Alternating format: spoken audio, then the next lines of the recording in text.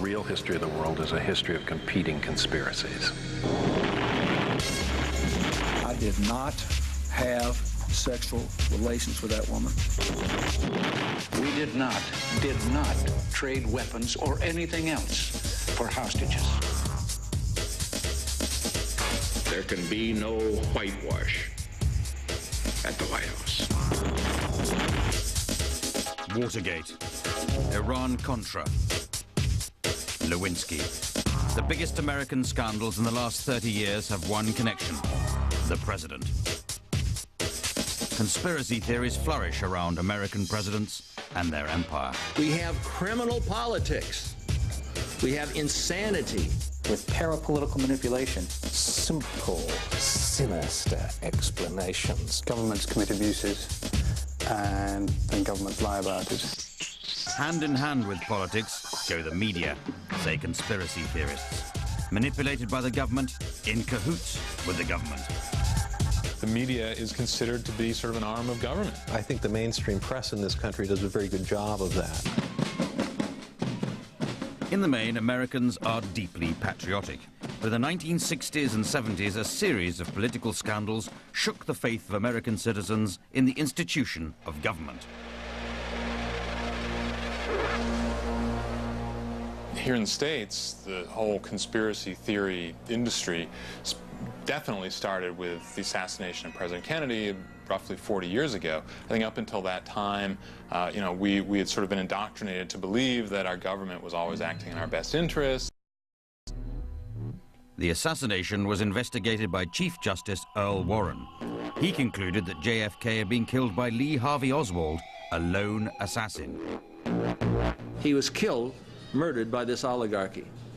The Warren report is totally fictitious. When people started to question the Warren Commission, you're questioning Earl Warren, you're questioning, therefore, the authority of the Supreme Court, the authority of the president who appointed him. Outrageous conspiracy theories mushroomed.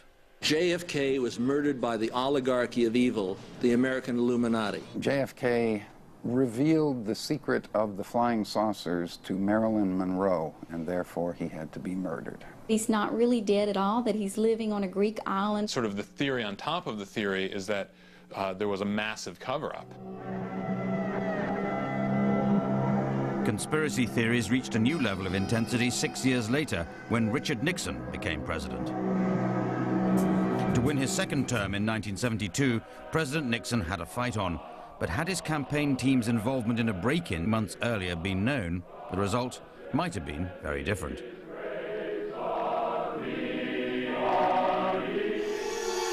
In June 1972, 5 men burgled the headquarters of President Nixon's Democratic rival at the Watergate office building. Elements of Nixon's campaign broke into the Watergate Hotel to either plant information or to get information about the Democratic presidential campaign in 1972. The burglars were caught. The Senate investigated. And just months into his second term, Nixon got involved in a cover-up. And he might have got away with it. Washington Post reporters Bob Woodward and Carl Bernstein cracked the story. Woodward and Bernstein were dismissed as conspiracy theorists by the White House and treated in that way by much of the press for a long time. And I think probably that's how it would have ended had it not been for Judge Sirica, who used his powers as a judge to force this thing open. Judge John Sirica presided over the Watergate hearings. Nixon's role soon became apparent. Now, no one ever implicated Nixon in actually ordering the break-in, but he got involved in getting the CIA to stop the FBI, or to try to stop the FBI from investigating Watergate. And he was caught on tape saying that. When transcripts of White House tape recordings were released in 1974, they proved Nixon had been involved in a cover-up. Time was running short for the president. The House Judiciary Committee voted to throw him out of office, but Nixon beat them to it and resigned. Au revoir. We'll see you again.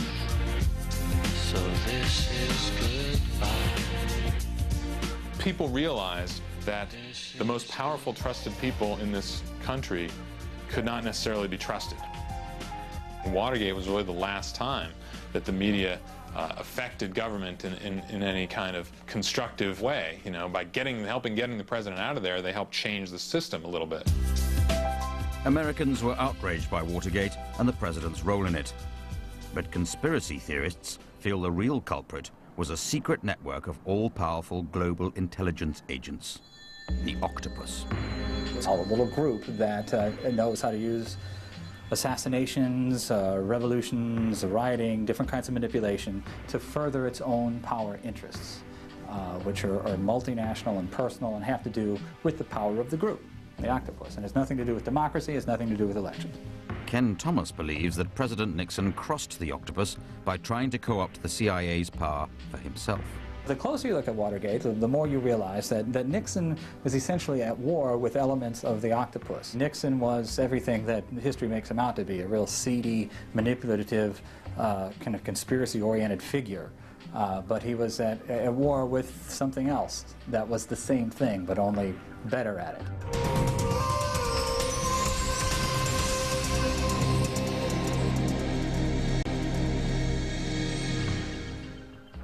Standing for a second term in 1980, this peanut farmer from Georgia was facing Republican Ronald Reagan. The stakes were high. Trouble was brewing in Iran. Its ruler, the Shah, was backed by America, but he was ousted by the followers of Ayatollah Khomeini in 1979. Anti-American sentiments ran high.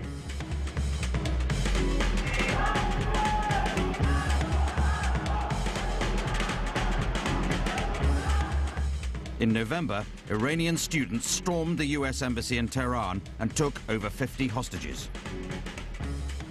An incredibly embarrassing situation for the United States to have these hostages that they couldn't free and could do nothing for. For months, President Carter tried everything to get the hostages released. As he failed on the diplomatic front, his popularity plummeted. Since mid-November, we and the Iranian officials have been discussing with Secretary... A military rescue mission to Iran in April 1980 failed. 8 American Marines were killed. Time was running short. Presidential elections were in November. President Carter's impotence to free the hostages played into the hands of his opponent. But Ronald Reagan suspected Carter had something up his sleeve. Reagan's people really believed that Carter had a secret plan to free the hostages, that he was going to wait until October, the month before the election, to free the hostages, and this would then be the October surprise. There's no evidence that Carter actually planned an October surprise. The hostages were not released, and Reagan won the election. Well, there's never been a more humbling moment.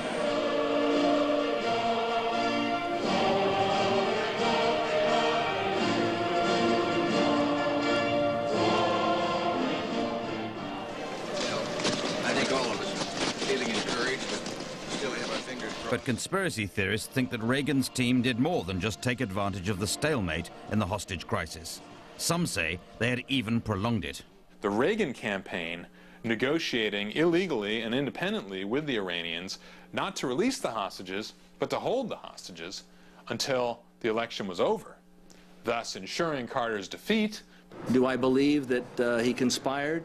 I'm talking about Ronald Reagan and George Bush to have this happen? Yes. Were they working with the boys in Iran, the terrorists? Yes. A second Christmas in captivity for the hostages came round. Conspiracy theory, no hard facts. One thing is fact. I, Ronald Reagan, do solemnly swear. On the 20th of January 1981, within hours of Reagan's inauguration, news came from Tehran. I had received word officially for the first time that the aircraft carrying the 52 American hostages had cleared Iranian airspace on the first leg of a journey home, and that every one of the 52 hostages was alive, was well, and free. Very funny timing. There's other explanations for it, of course. You know, it could be that the usual explanation is that Ayatollah Khomeini just wanted to humiliate Carter as greatly as he possibly could. Maybe that's true.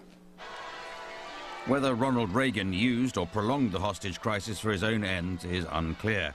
But one strange anomaly exists. The allegation wasn't investigated by the mainstream American media. Indeed, under Reagan, the citizens' distrust of politicians almost evaporated. People have a very limited tolerance for this sort of stuff. The average citizen can't handle all this stuff. If it's all gloomy, bad news about what a shithole your country is, this is depressing, you know. So you got Sonny Ronnie. Ronnie comes along with his big sunny smile and says, we can forget all this. Hey, let's go back to the 50s. And along with that general orientation, the American state tried to push the media back in the box. Dispatches weren't being reported, they weren't going out on the wire, and the message came down loud and clear from the Reagan administration: we don't want this sort of stuff.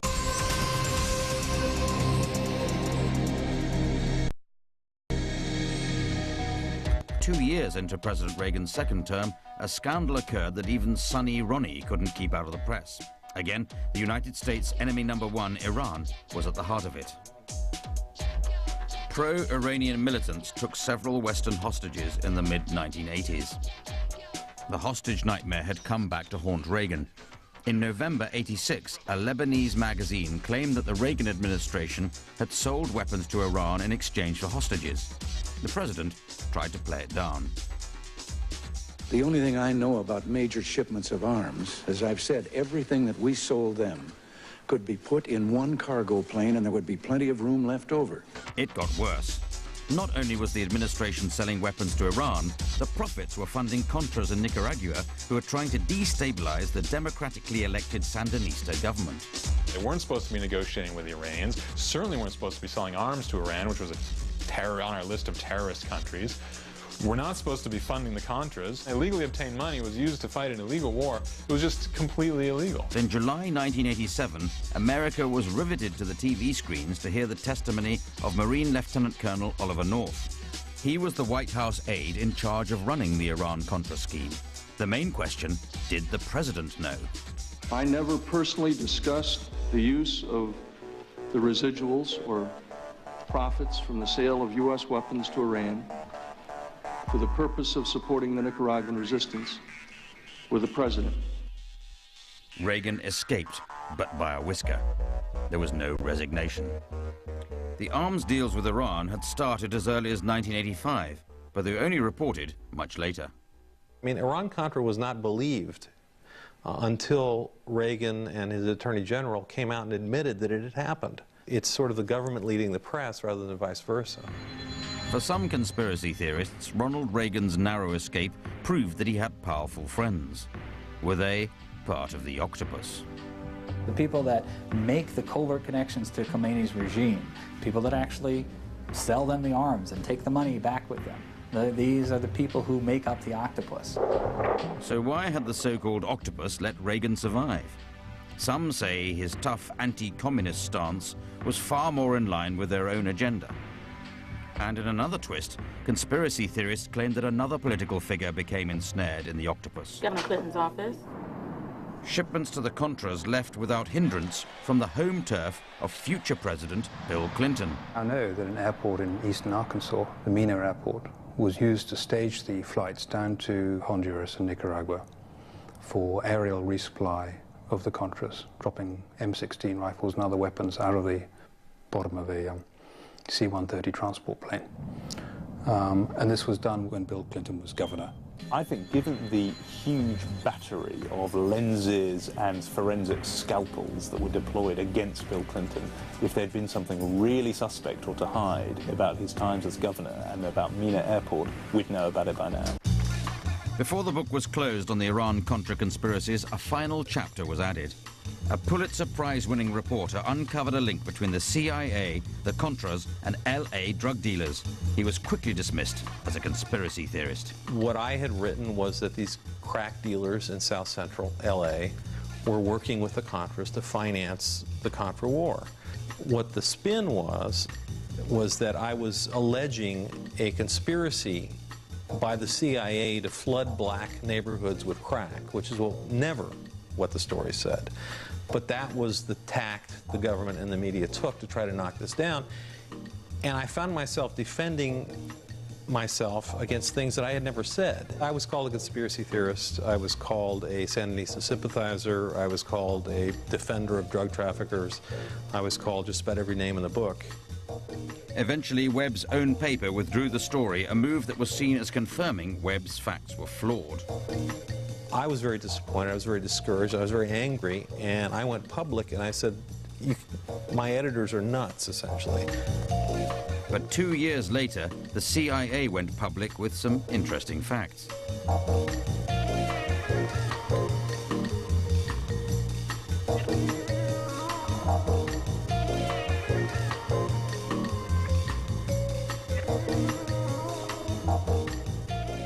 Gary Webb feels vindicated by the CIA report. But do the government and the media really actively conspire? Journalists are not conspiring to cover up the story. They just have a relationship with the power structure that means they tend to start seeing things through the eyes of the power structure. They spend their time with these people. They're friends. This is their world in Washington. It's not even that they're kowtowing to authority. They come to believe it.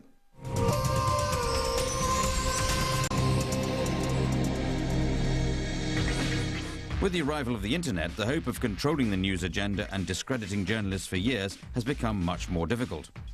Bill Clinton's presidency felt the full effect of it.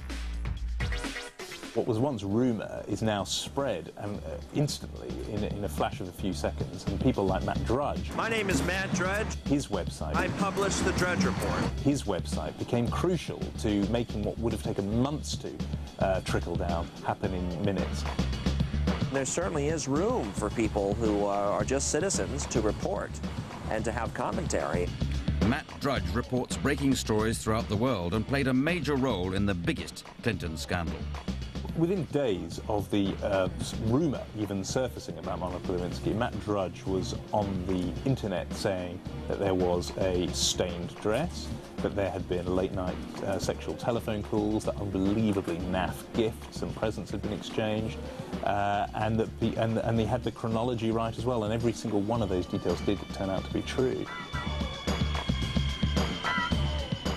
If this story ends up bringing down a president, and if it started in my Hollywood apartment, that's a heavy load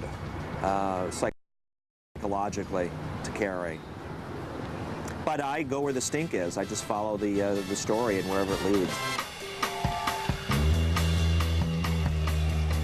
Matt Drudge broke the Lewinsky story in January 1998. Within days, Hillary Clinton went on the offensive on US television. The great story here, for anybody willing to find it and write about it and explain it, is this vast right-wing conspiracy that has been conspiring against my husband since the day he announced for president. Now, the use of the word conspiracy made a lot of people think she'd gone a bit nuts and that this was a hugely exaggerated claim. Actually, there really was a vast and right-wing group of people who were determined to remove him from office. Part of this right-wing conspiracy, the story goes, took place before the Lewinsky affair became public. Clinton was under oath in a case of sexual harassment brought by a female employee from Arkansas. Clinton supporters say anti-Clinton lawyers set a trap for the president. They claim independent investigator Kenneth Starr was behind it. The name of an intern, Monica Lewinsky, was unexpectedly thrown at the president. What the Clinton camp think happened is that Kenneth Starr's office got on the phone and said, look, we've heard that he had this fling with this woman, Monica Lewinsky. Ask him about it when you're asking about his pattern of behaviour with women employees. He'll be very surprised if he denies it. We'll have caught him in a perjury trap because he'll have lied under oath. And that's exactly what happened. He could have got away with adultery and even with lying to the press. I did not have sexual relations with that woman. But he lied under oath, and Congress moved to impeach him. I believe that that Monica Lewinsky was set up by elements of military intelligence that only stopped after Bill Clinton agreed to refund the Star Wars program. The story goes that Clinton was lukewarm about Reagan's Star Wars missile defense program. Did this mean he'd threatened the plans of the dreaded octopus? Sex, death, lies, power games. Conspiracies about US presidents are tasty and compulsive. And here to stay, judging by the recent shenanigans in the US presidential elections in November 2000. On election night, Republican candidate George W. Bush, son of a former president, was announced the winner by a hasty media. But irregularities in the voting came to light in Florida. It was claimed that the ballot paper caused confusion, especially to elderly voters, that some African-American voters were turned away from the polling stations, and that thousands of ballot papers were discarded as unreadable. You guys need to wake up and let these people revote. Way before the election, conspiracy theorists had predicted Al Gore would lose out. How much of an even chance does Al Gore have of winning the elections this November? You know, it's not Al Gore who is a player with all these octopus people. Conspiracy theorists note that Florida's Governor Jeb Bush is George W.'s brother. And they claim that W.'s cousin was head of the election desk at Fox News, which first announced a Bush victory on the night. When the facts about the most powerful people in the world are kept from a skeptical public, outrageous conspiracy theories flourish. Rightly or wrongly, to conspiracy theorists, the reputation of US democracy, as personified by the president, is now in tatters.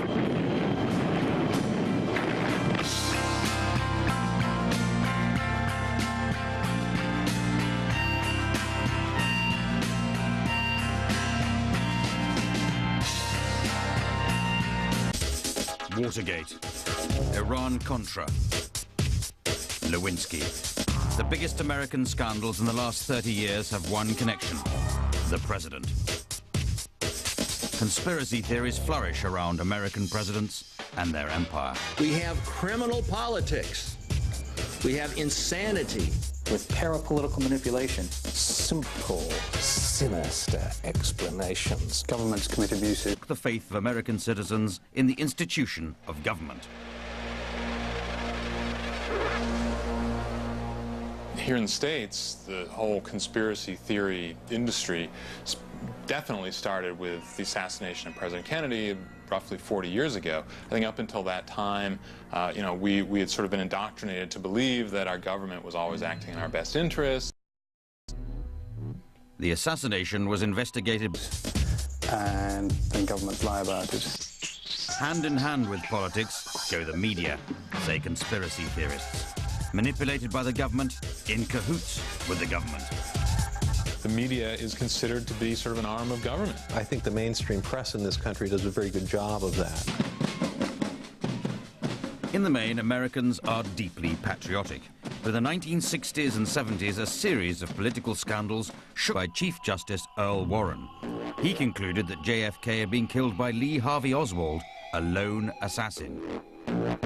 He was killed, murdered by this oligarchy. The Warren report is totally fictitious. When people started to question the Warren Commission, you're questioning Earl Warren, you're questioning, therefore, you know, the authority of the Supreme Court, the authority of the president who appointed him. Outrageous conspiracy theories mushroomed.